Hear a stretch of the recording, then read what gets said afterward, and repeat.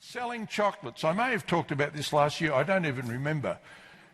Now, this is what I talked about before. It's called channel enhancement.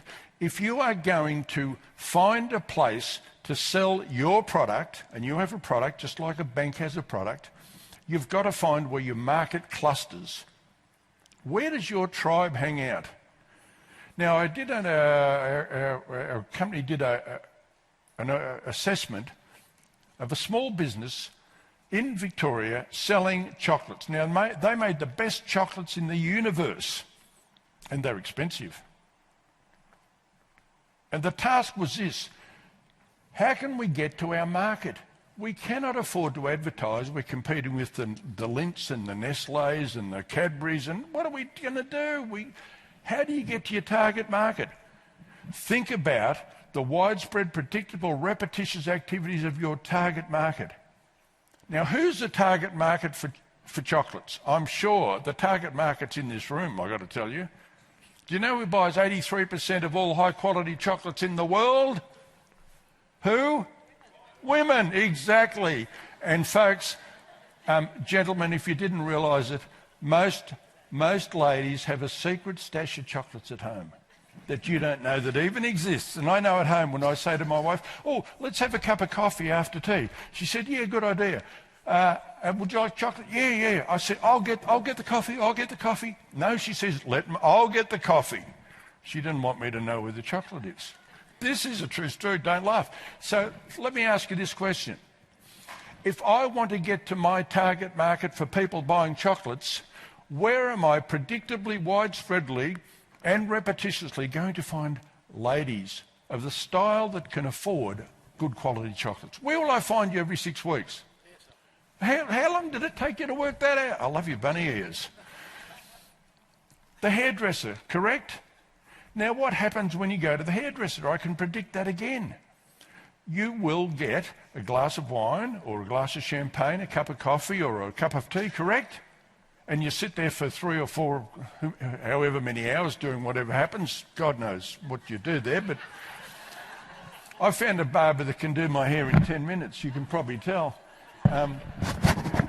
Yes, is that still working? Yeah, okay. Barber can do my hair in 10 minutes. I cannot stand sitting there for even half an hour, but ladies seem to enjoy it. Good luck to you. Anyway, the bottom line is, you're getting your drink of wine or whatever it is coming out to you. We now say, let's give you a chocolate. And it's got a little card on the chocolate. And it says chocolate's good for you, and healthy, and black chocolate, dark chocolate in particular. And by the way, if you take this card round the store, round the corner shop, Harry Clegg round there now stocks these, and you can buy them at a 10% discount. So we've now found the whole target market for chocolates. Ladies who can afford these good chocolates, we know go to those places. We've now found a way to find 100% of them. We haven't spent a cent on advertising, and a chocolate costs 5 cents. And we can measure the effect of this by the people returning cards. It's so simple if you understand your market, understand where people cluster. Another simple one about this is looking at widespread predictable activities. I often ask, dinner parties. Whoa, dinner parties. I say to people, how many dinner parties are there in Melbourne every week? In Melbourne. Anyone want to have a guess? There are 2 million families in Melbourne. How many dinner parties a week? Anyone want to have a stab at it? Well, if there's one a month, if you go to someone's place for once a month for dinner, there are 500,000 dinner parties a week in Melbourne. 500,000. What's predictable out of 500,000 dinner parties? The fellas, the bloke's generally going to take a bottle of plonk, and the lady will generally take either a hostess gift of flowers or chocolates, correct? So where's a perfect place to sell chocolates? The grog shop. Duh, no one's ever thought of that. I mean, they sell a couple of crummy brands at one of the bars, but it's terrible. Have a look at this one. Retail phones, a job we did in another country. There was a carrier there that had the sole licence. That they were the only licence, and they deregulated the market, and they let another cell phone company in, and they said, you can sell And I was brought in with my mob and we were going to do some innovation things. How can we defeat the competitor? So we started to look at the predictable, repetitious opportunities that our market represented. You know what we discovered? In this particular country, everyone paid all their bills by cash. They went to the council office, they went to the electricity office, the gas office, the water office, the library, the rates office, all paid by a personal visit with cash. So we said, hold on, how can we grab the customers? So we simply used a little exercise, I could go back and show you the slide, called transfer. Who was the best people in the world at holding on to customers? You cannot leave this particular type of service. Who holds you? Your bank.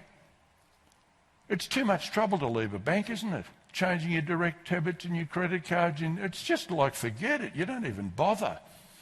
So what we did, we said to this phone company, why don't you become a payment centre for all of these services? So people come to you, pay cash for all the services, and you disperse the money appropriately. And by the way, you keep it for a month and make a bit on the side. Hey, great. We did this, took them 2 years to get all the ducks in a row legally. They now do it. They have retained 85% of the market after 5 years. The competitor has not got a foothold. Interesting, I was in P&G recently, and that competitor of them has just moved into P&G, and they've adopted precisely that model. It's all about understanding the market. What about selling events? Where does your market cluster? Where is it that your people would cluster, and how are you going to get some traction? Now, I'm going to show you some quick innovations, then we'll look at a matrix for PCO organisations. Just a matter of interest, I used the opportunity matrix for this. I did a TED talk a couple of weeks ago. Mobile phones. Ooh, how did that happen? Mobile phones. There are 8 billion mobile phones in the world. You know, we talk about climate change and global warming. Whether you believe it or not, it's irrelevant. There are 8 billion phones in the world today. Do you know how much energy we use to charge mobile phones? How much power? 8,000 megawatt hours every day. That's 8 billion watt hours a day just to charge mobile phones. Forget iPads, forget computers. That's what we use just to charge phones. And you know what? See that? That's the biggest solar power station in the world. It costs $250 million. It takes 400 acres of property to develop. You know how many of those you'd need to charge mobile phones? 26. Just to charge mobile phones. What about this one? A wind turbine. You'd need 13 of those just to charge mobile phones. Unbelievable. When you start to dig down, and you know what? I look for these things and I find the solution. Why don't we give everyone a $2 solar cell with their phone?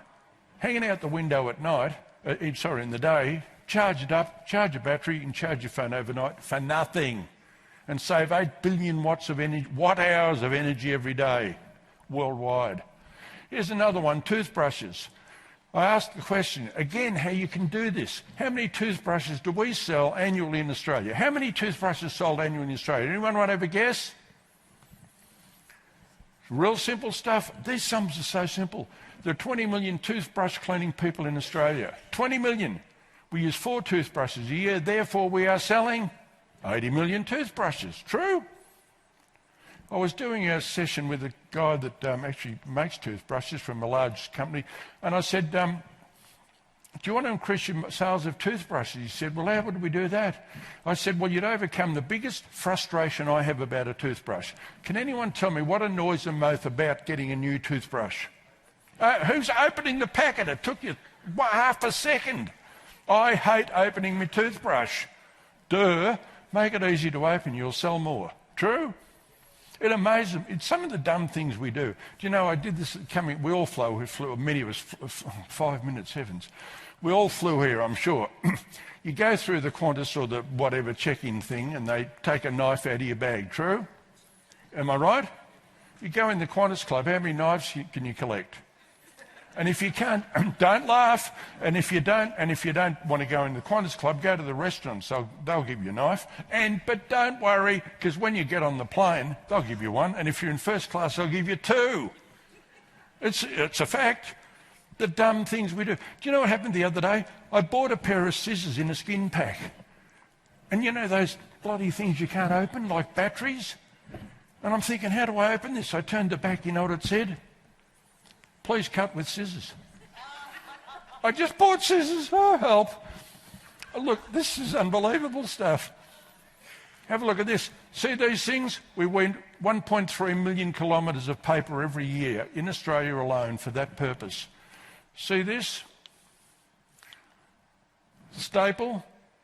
We use 22,000 tonnes of these a year just for that purpose. It takes 6 million watt-hours of energy just to make 1 tonne of staples. Have a look at this. Oh, I love this one. I did this in Sri Lanka.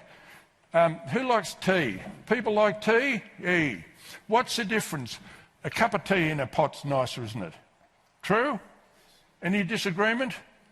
Absolutely. There's a humble tea bag, which we use. Why is a cup of tea in a tea bag so good? In a pot so good? I'll tell you the answer. Because it brews. In a tea bag, we go clink, clink, clink, clink, and boom, out, right? You've got to leave it in for 5 minutes. So how do we do that? What's the innovation? Simple. Make the tea bag change colour after 6 minutes. You can do that for nothing. That's something we're working on in another country at the moment. So there's a platform for thinking for PCOs. Number 1, get noticed, which is awareness. Number 2, build a brand. Number 3, extend your services. Number 4, what are your fees? And I've populated that. See, what I do is I build a matrix that's appropriate to a business. Then we populate it. Then we work through it. And if I just look at the first one, get noticed, I wish. How can I get noticed? I wish people knew about me. Well, I'm going to give you some quick advice here. And it's not really good to talk. I don't like what we call collaboration in this type of event. Because if I give you an idea, everyone's going to do it. But notwithstanding, that's a good word, isn't it? Adverts. Well, adverts are expensive and not that good because too many people are doing it. What about articles? Good articles. What about, what did I write down here? I've forgotten them all. What about interviews? Interviews on radio, TV. You can easily get an interview on radio and television, not hard. But what about this? Has anyone actually done this? Does anyone send out a weekly blog?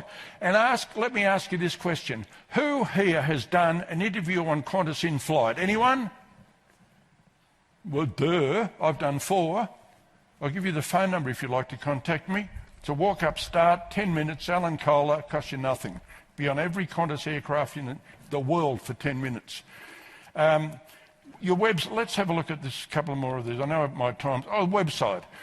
Folks, this is called re-question. It says, have we asked the right question? I often ask in conferences for people, I say, what's the purpose of a written job application? And everyone says, to get a job.